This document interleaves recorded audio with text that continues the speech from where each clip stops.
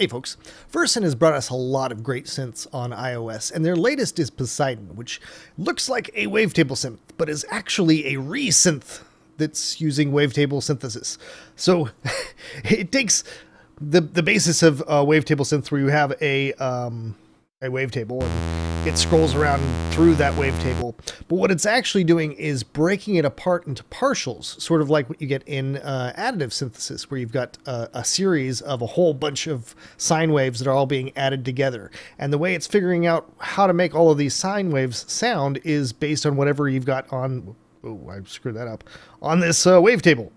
So let's load in a interesting wavetable here. I'm going to swap over to the wavetable stuff here. I like this Polaris one. And you can hear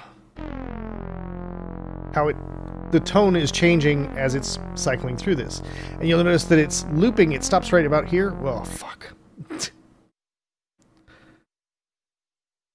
It's going to stop right about where I pressed. It's going to go back and then stops and then moves forward again. So you can control how it's doing this. And you've got a lot of different control over that. You can change where it starts. Like we could say, let's start around 45%. And now when I start it, instead of start at the beginning, but you'll notice now my loop's all fucked. So I'm going to go back over here and change the loop length from 80%, since that's greater than where I'm at with this 45%. I'm going to lower that to 29 and see how that goes.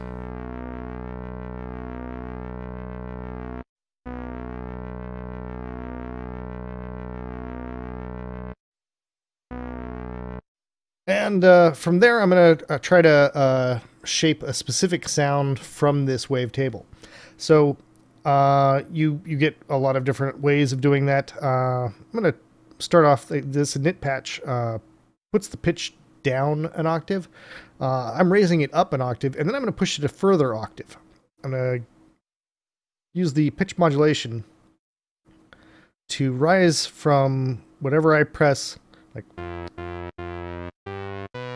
going to make it go up a full octave from there using envelope generator 2 here. And I can control envelope generator 2 from the filter plus envelope generator 2. And I'm going to drop the decay, increase the sustain, and play around with this to find a good attack. All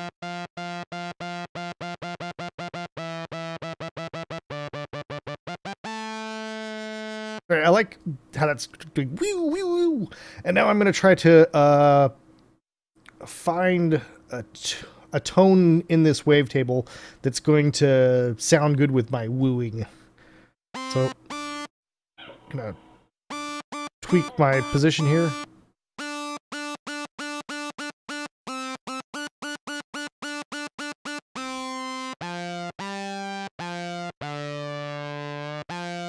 That's a pretty decent basis. One thing that you can get into here is playing around with the spread of this. So as you notice right now, it's just a little green line, but I can make it a really big green line. That's where that resynthesis is coming in. It's spreading out the harmonics so that the distance between the partials is greater, and you can control how many partials you have with this. So if I take it all the way down to 1, we're just going to get one sine wave, and I hope you can hear this. You can probably just barely hear that. Okay, so if I increase the partial number, you'll hear more and more sine waves coming together to form a more complex harmonic structure. So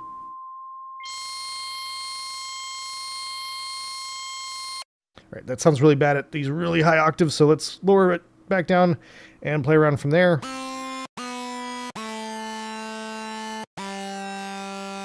I'm going to bring the spread down. It's a little too high right now.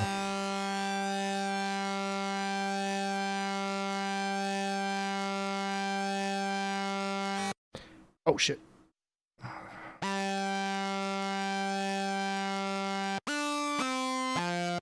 Now let's look at the wave now. It's a little bit wider. And we can also control how fast it's cycling through the wavetable using the time warp here. I'm going to slow it down because right now it's getting a little crazy.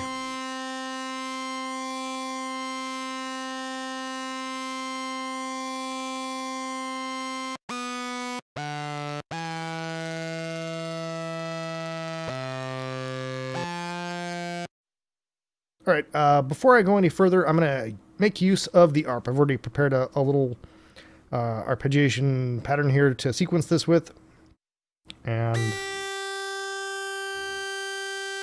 need to turn it on.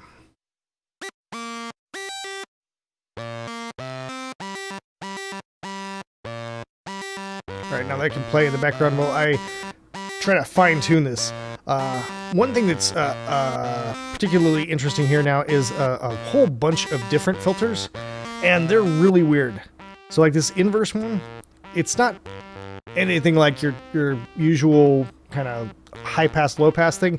It's taking a specific section of the harmonic frequency and basically excluding everything else. So you can, if you push it way up, you get that one chunk of harmonics, which is kind of interesting. We don't have a lot going down in the bottom here, so when we're way down here, we're cutting everything off.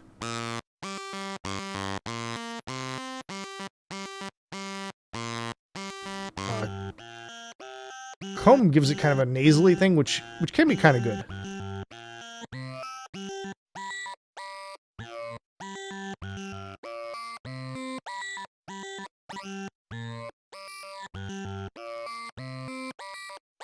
And then you get a typical analog low-pass filter here.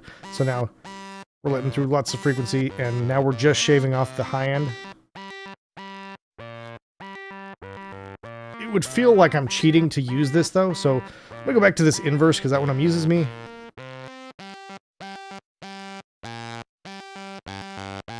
I'm gonna try to thicken this up now with the array of effects here. Give it some distortion. And you can further cut off and shape the tone here. You're letting a lot more of the high end, but you can pull that down. And this makes it brighter, makes it a little darker. And it's already so weird, I'm afraid of letting too much of the brightness get through.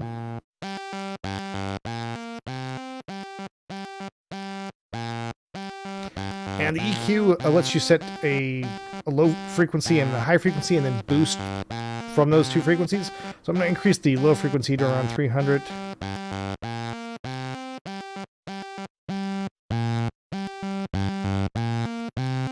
All right, and boost the high just while I listen now to... All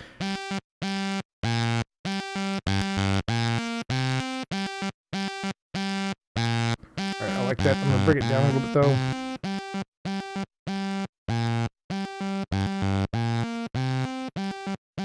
Alright, that low just a little bit too. And instead of going through everything here, I'm just going to jump ahead now to the reverb. So I've got this kind of a... It's not really too low and bassy, but it doesn't have a lot of the highs because I've been peeling off those brittle highs. So now I'm going to try to restore some of the highs using the reverb. And this is sending the tail 100% stereo, so it's giving me a nice area here. You can do some really, really weird stuff with the room size here. Verson designed this to give you a whole palette of different sounds that you can create with it. And I'm probably going to have to edit this in the video because it's going to get crazy.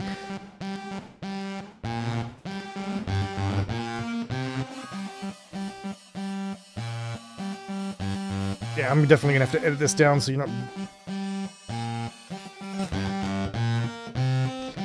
But you hear that, right? There's lots of weird things you can get with that.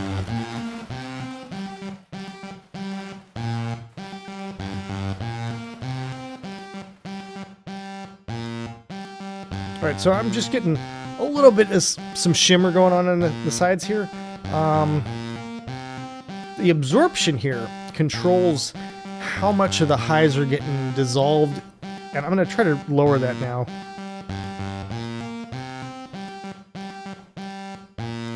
If you have any questions about anything, you can hit this help thing, and it'll tell you exactly what everything is doing on this one tab of this one page. And you can go into another tab and you get an entirely different set of things telling you what's going on. It's really, really helpful. Helpful help. I'll play with the reverb time a little bit.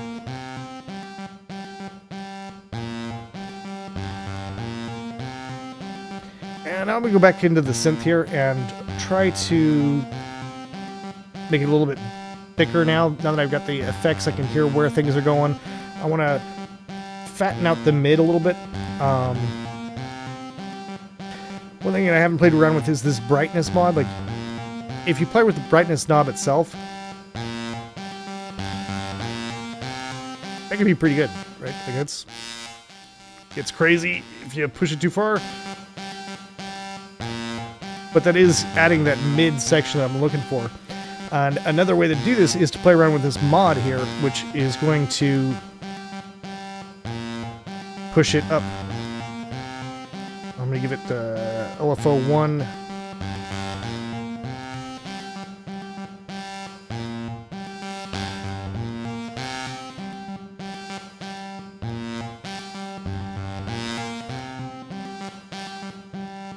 Kind of like that. It's a little kind of random thing. I like that. Yeah, that. Let me boost a little bit here now. And play around the spread here to find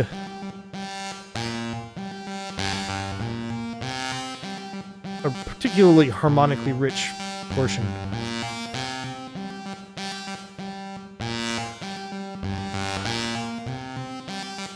And I'm going to do the same now with the start position.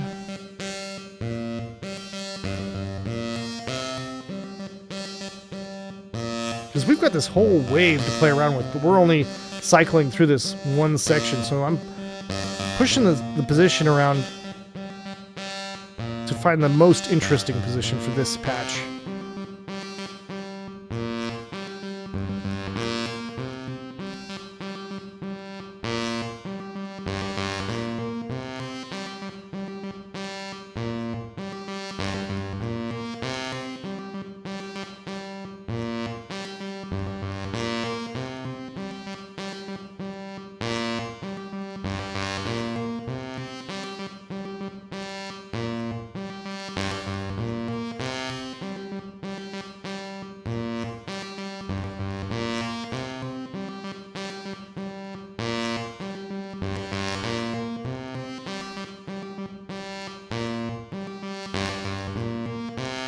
I'm liking the decision to use this filter because it's weird, and it's making me shape around its weirdness, because it really is doing this like dramatic kind of cut of things. Like, let me turn this off.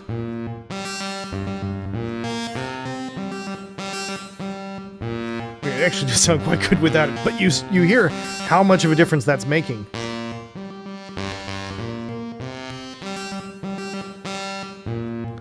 So by trying to tailor my sound to fit that, it's forced me to get into a very kind of moving everything around real fast to get into a good mix.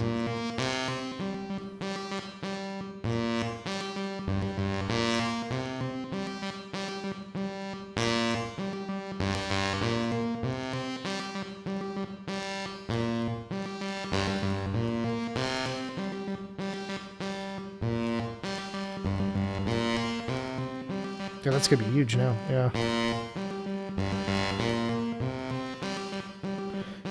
Playing around with this time warp's a lot of fun.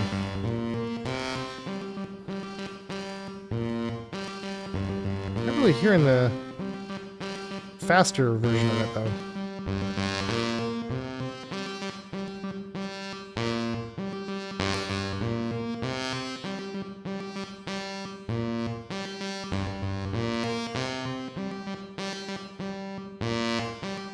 I'll be the first to admit that a lot of the stuff that I come up with on these videos is just really crazy and wouldn't fit in modern music at all.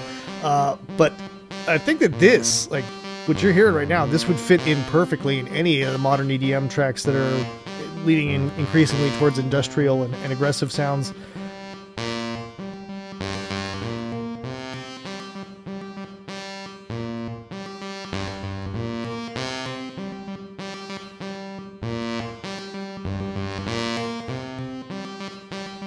I've got something going on in here that's giving me a little bit of a vinyl crack sort of sound.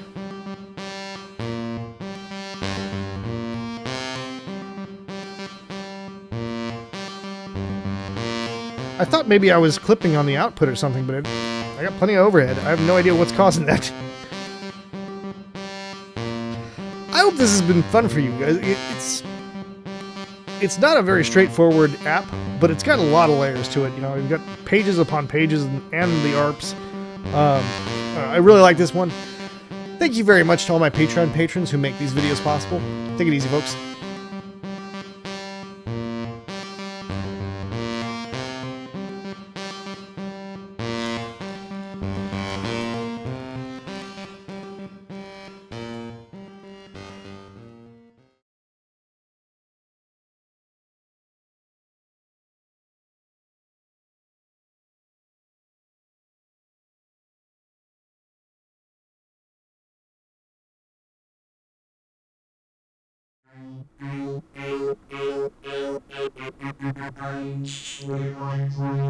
If I can't do craft work with it, I'm not going to try to do anything like that. So let's just clear that out and give it a vowel.